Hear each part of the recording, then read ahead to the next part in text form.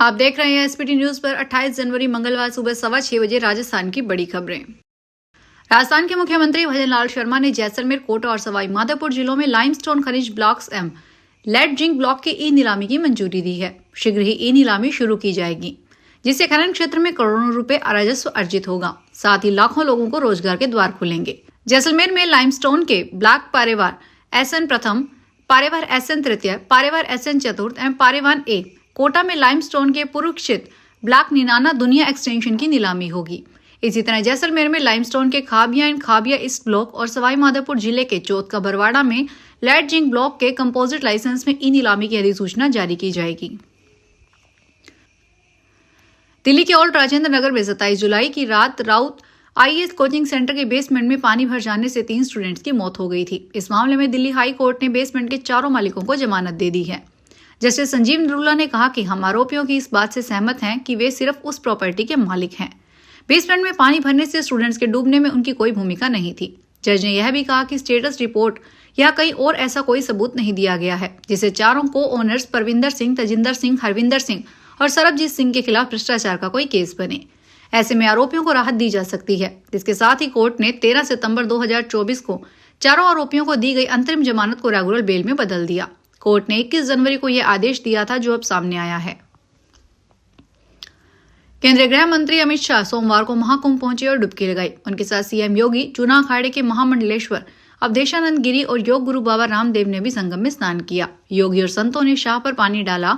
करीब 10 मिनट तक संगम स्नान किया गया। शाह को संतों ने मंत्रोच्चार के बीच आचमन कराया। इस दौरान सीएम योगी ने रामदेव के साथ योग किया। स्नान के बाद शाह ने संगम पर परिवार के साथ पूजा की। इसके बाद शाह अक्षयवट पहुंचे। वहां से स्वामी अवधेशानंद के आश्रम में पहुंचे और भोजन किया। शाह के साथ उनकी पत्नी सोनल शाह, बेटा जय शाह, बहू ऋषिता, दोनों पोतियां और नवजात पोता भी महाकुंभ में आए। राजस्थान में नीमच पुलिस ने सोमवार को मादक पदार्थ तस्करी के खिलाफ बड़ी कार्रवाई करते हुए हिस्ट्री शीटर खुशहाल खान की 5,80,30,00,000 रुपए की संपत्ति को NPDC एक्ट की धारा 68F के तहत फ्रीज कर दिया। SP विनीत कुमार बंसल के निर्देशन में हथुनिया थाना प्रभारी इंद्रजीत परमार के नेतृत्व में यह कार्रवाई की गई। SP बंसल ने बताया कि गोवर्धनपुरा निवासी कुशान खान की फ्रीज की गई संपत्ति में मंदसौर रोड स्थित कृषि भूमि, होटल सुहाना, एक स्कॉर्पियो, एक कार, 2 ट्रैक्टर और एक बाइक शामिल है। पुलिस ने भारी बल के साथ इन सभी संपत्तियों को सील कर दिया है। कार्रवाई मध्य प्रदेश के नीमच जिले में की गई, जहां आरोपियों की अन्य संपत्तियां मौजूद है। भ्रष्टाचार निरोधक ब्यूरो कोटा देहात की टीम ने रिश्वत मांगने के करीब 7 महीने पुराने मामले में सहायक वनपाल अमजद खान को गिरफ्तार किया है। आरोपी अमजद खान संजय नगर सुल्तानपुर तहसील दिगोद का रहने वाला है। वर्तमान में सहायक वनपाल रेंज लाडपुरा कोटा में पोस्टेड है।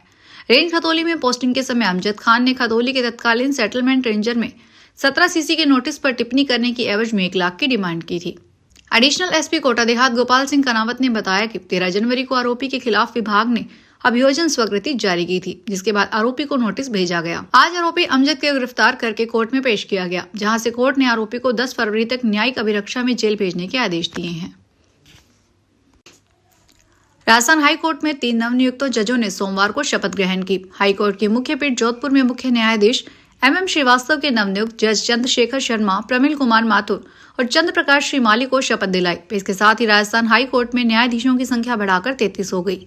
तीनों 1992 बैच के न्यायिक अधिकारी हैं। इससे पहले गत वर्ष अक्टूबर माह में भी राजस्थान हाई कोर्ट को 3 और न्यायाधीश मिले थे। उसमें 2 पंजाब, 1 हरियाणा हाई कोर्ट से और 1 तेलंगाना हाई कोर्ट से थे।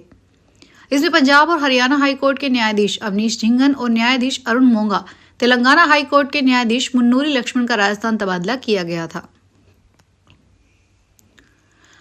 वक्फ बिल में बदलावों को संसद की संयुक्त समिति और सोमवार को मंजूरी दे दी। JPC के अध्यक्ष जगदम्बिका पाल ने कहा कि इस फाइनल मीटिंग में सभी 44 संशोधनों पर चर्चा की गई। इसमें NDA सांसद के 14 सुझावों को मंजूरी दे दी गई। विपक्षी सदस्यों ने भी कुछ प्रस्ताव रखे, लेकिन वोटिंग के दौरान इन्हें नकार दिया गया।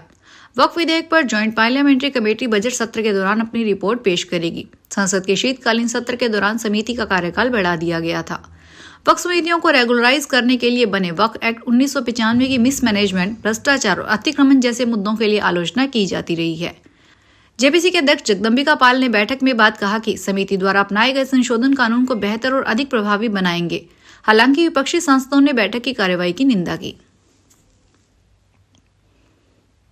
कर्नाटक के सीएम सिद्धारमैया की पत्नी पार्वती को मैसूर अर्बन डेवलपमेंट अथॉरिटी जमीन घोटाला केस में ईडी ने नोटिस जारी किया है। उन्हें शस्ट के बेंगलुरु दफ्तर में मंगलवार को सुबह 11 बजे पूछताछ के लिए बुलाया गया। इससे पहले 17 जनवरी को ईडी ने सीएम सिद्धारमैया और अन्य की 300 करोड़ कीमत की अचल संपत्तियां जब्त की थी। जांच एजेंसी ने बताया कि यह कार्रवाई मनी लॉन्ड्रिंग केस में की गई है। इसके तहत इन लोगों की 142 प्रॉपर्टियां सीज की गई। सेबी चीफ माधवीपुरी बुश का कार्यकाल अगले महीने समाप्त हो रहा है। ऐसे में वित्त मंत्रालय ने नए चेयरमैन की नियुक्तियों के लिए एप्लीकेशन मांगी है। बुश का कार्यकाल 3 साल का था। उन्होंने 2 मार्च 2022 को अजय त्यागी की जगह ली थी। बुश 2017 से 2022 तक सेबी में ऑल टाइम मेंबर थी। माधवीपुरी बुश अपने सख्त स्वभाव के लिए जानी जाती है।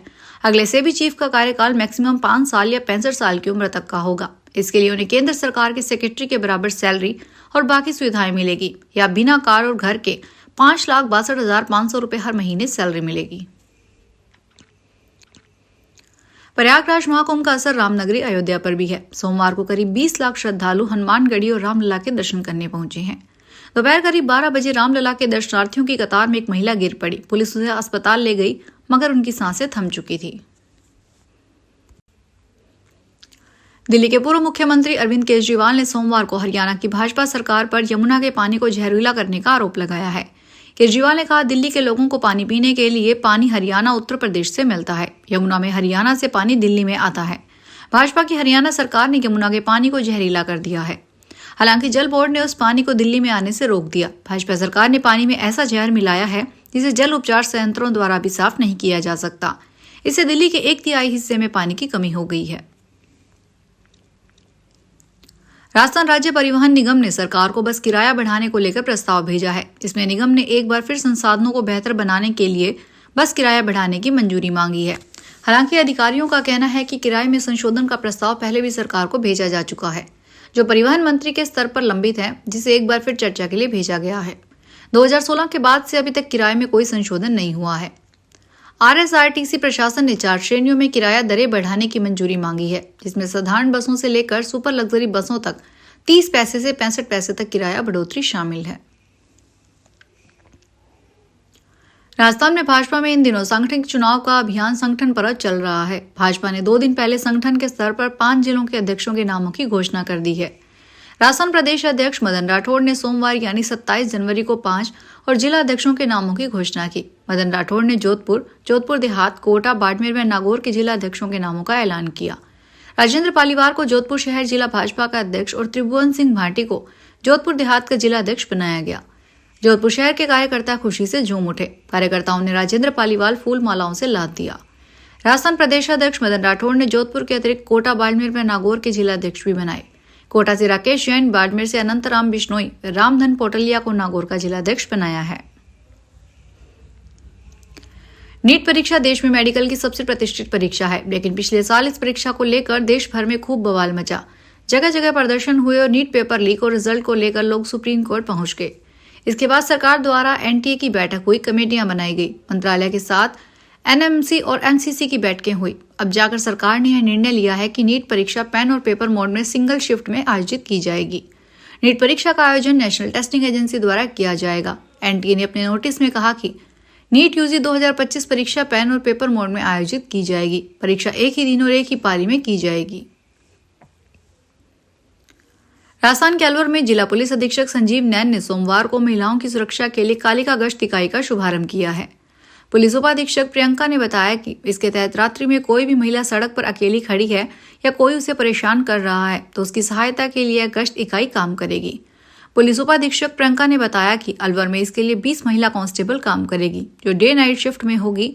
इसके लिए 5 स्कूटी उपलब्ध करवाई गई है। ये 12-12 घंटे की शिफ्ट में काम करेगी।